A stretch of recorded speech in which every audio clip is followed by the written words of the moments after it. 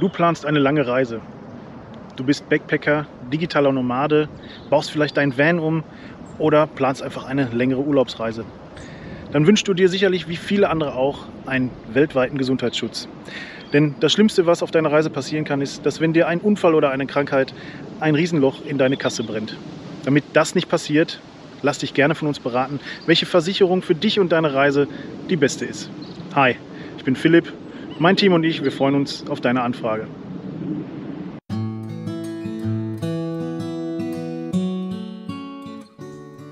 Nach ein paar Monaten Vorbereitung war es nun endlich soweit. Wir haben unsere Rucksäcke gepackt, um einmal um die Welt zu reisen. So 1,5 bis 2 Jahre haben wir uns vorgenommen und wir wollen ohne Flugzeug reisen. Die Entfernungen und die langsamen Veränderungen in der Natur und den Kulturen spüren, das ist unser Plan. Wir haben unsere Jobs gekündigt, das Haus in gute Hände gegeben, das Auto verkauft und bevor es losging, noch eine riesen Abschiedsparty gefeiert.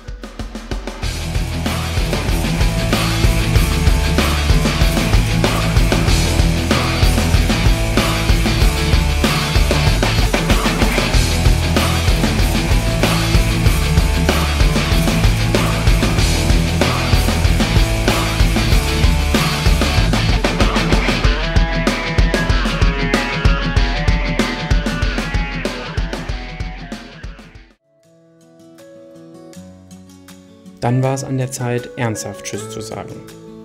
Unsere Familien und die engsten Freunde haben uns am Bahnhof verabschiedet. In Düsseldorf haben wir dann einen Bus bis Genua genommen, um mit der Fähre nach Sardinien überzusetzen. Doch die Gedanken waren die ganze Zeit noch beim Abschied und zu Hause. Und dann waren wir plötzlich frei.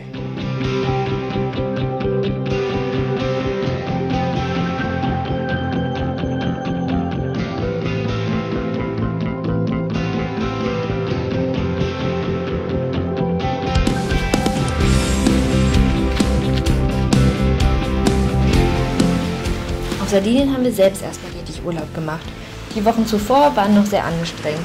Wir mussten noch ganz viel Papierkram erledigen, unsere Arbeitsplätze gut übergeben und nicht zuletzt Equipment einkaufen und vorbereiten. Außerdem musste natürlich die Wohnung leergeräumt werden. Und so haben wir hier erst einmal die Seele baumeln lassen.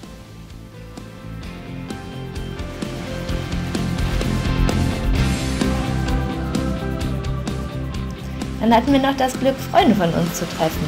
Den Nordosten haben wir zusammen mit Annika und Christian erkundet und den Süden nachher mit Pia und Mats. Außerdem wurden wir noch von einer Schweizer Familie zum Mittagessen eingeladen. Das war ein schöner Abschluss. In Calgary sind wir zufällig in ein Straßenfest geraten. Eine Band spielte 20er-Jahre-Songs und alle tanzten mit. Wir dann natürlich auch.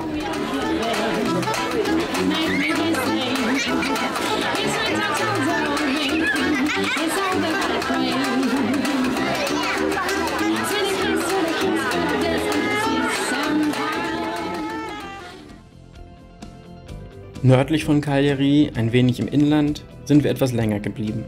Es war ein echt besonderer Ort, wie man hier sieht, und ein wirklicher Geheimtipp für alle Sardinienreisenden. Denn diesen Ort findet man nicht durch ein Straßenschild oder offensive Werbung, man muss schon genau wissen, wo man hin will, denn sonst sieht es aus, als würde man einfach auf einen privaten Bauernhof abbiegen. Und zwar waren wir auf einer alten Hühnerfarm. Die Hühner sind bereits vor langer Zeit ausgezogen, weil man sich gegen die Massentierhaltung entschieden hat. Und die zweite Generation des Hofes ist nun dabei, dem Gelände und den Ställen ein neues, alternatives Leben einzuhauchen. Viele Künstler haben sich hier schon ausgetobt, auch von Übersee aus Südamerika. Ein Hangar wurde zu einer großen, offenen Tischlerwerkstatt umgebaut. Ein Hangar soll noch eine Kunstgalerie werden.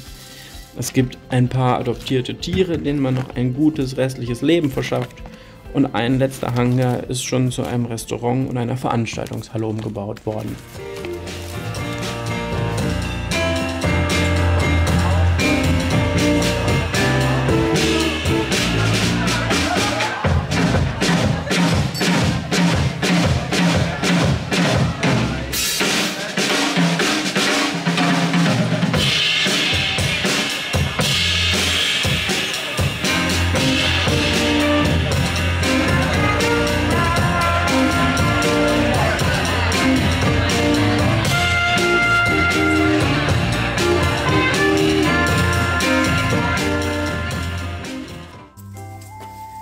Unsere Arbeit auf dem Hof war sehr vielfältig.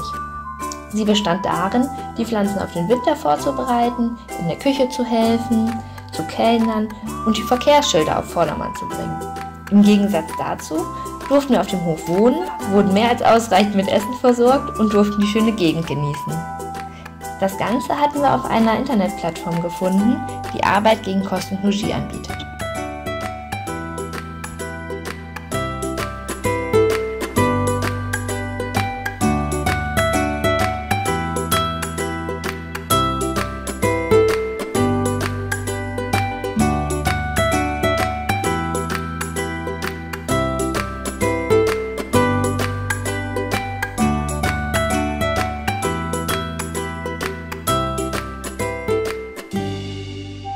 Von unserem Gastgeber wurden wir dann noch zu einem Geburtstag mitten in den Bergen mitgenommen.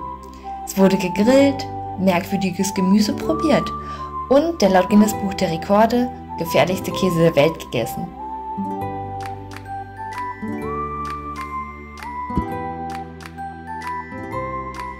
Mit Nina und Peter, unseren Mitbewohnern, haben wir noch die Insel erkundet. Die beiden reisen durch Europa und arbeiten immer wieder dort, wo es ihnen gefällt. Eine super tolle Bekanntschaft, die wir gemacht haben, und wir werden uns bestimmt noch mal irgendwo anders auf dieser Welt treffen.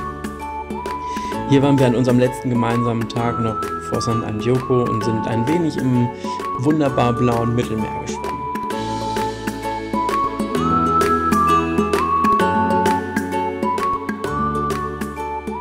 Und dann war es mal wieder Zeit für einen Abschied.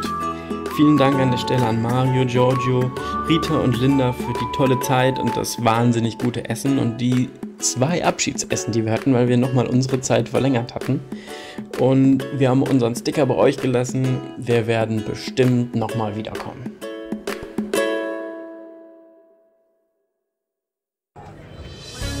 Und willkommen auf dem italienischen Festland. In Neapel haben wir ununterbrochen gegessen. Hier gibt es so viel zu probieren. Die lockere Stadt und das Nachtleben haben uns richtig gut gefallen. Auch die Amalfiküste, die man von Neapel aus super besuchen kann.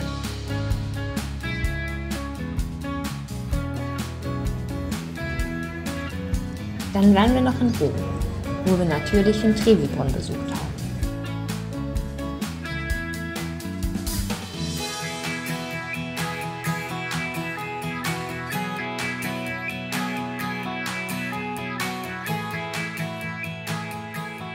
Und wir haben in Verona eine Woche bei der Olivenernte geholfen. Die Saison war zwar nicht so gut, aber die Arbeit hat Spaß gemacht und wer noch kein frisch gepresstes Olivenöl probiert hat, sollte es unbedingt einmal tun. Es schmeckt ganz anders als aus dem Supermarkt. Frisch und fruchtig.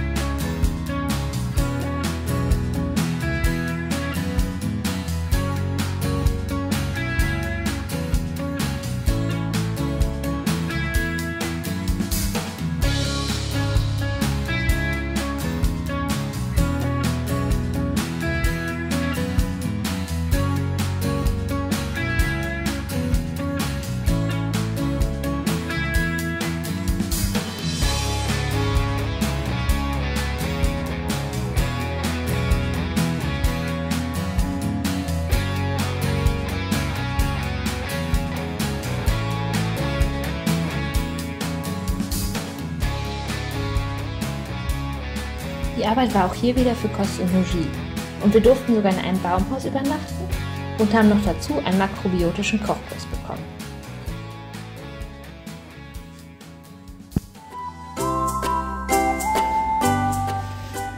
Danach ging es weiter nach Venedig.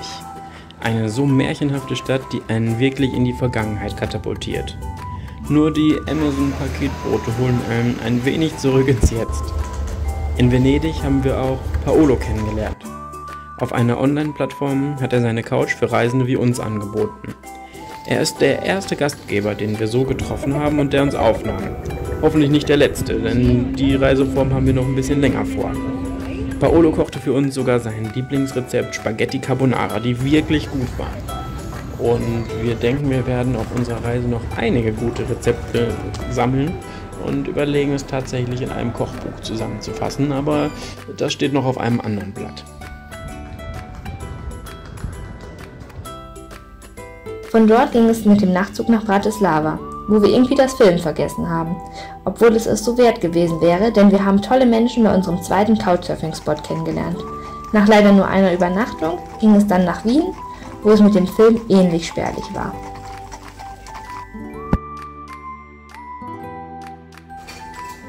Es gab natürlich eine Sachertorte für mich und naja, ein Pilz für Chris.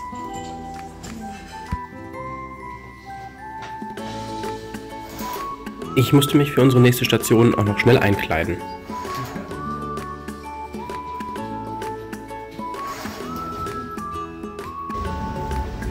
In Wien haben wir bei einem anderen Verkauf gebrauchte Ski gekauft, denn wir werden ein Winterquartier aufsuchen. Wir sind ja hauptsächlich mit dem Zelt unterwegs und das wird in Europa im Winter schon recht kalt. Also haben wir uns entschieden, dann doch richtig den Winter mitzunehmen und bis März in Schruns, Österreich zu bleiben. Wie und wo erfahrt ihr dann beim nächsten Mal.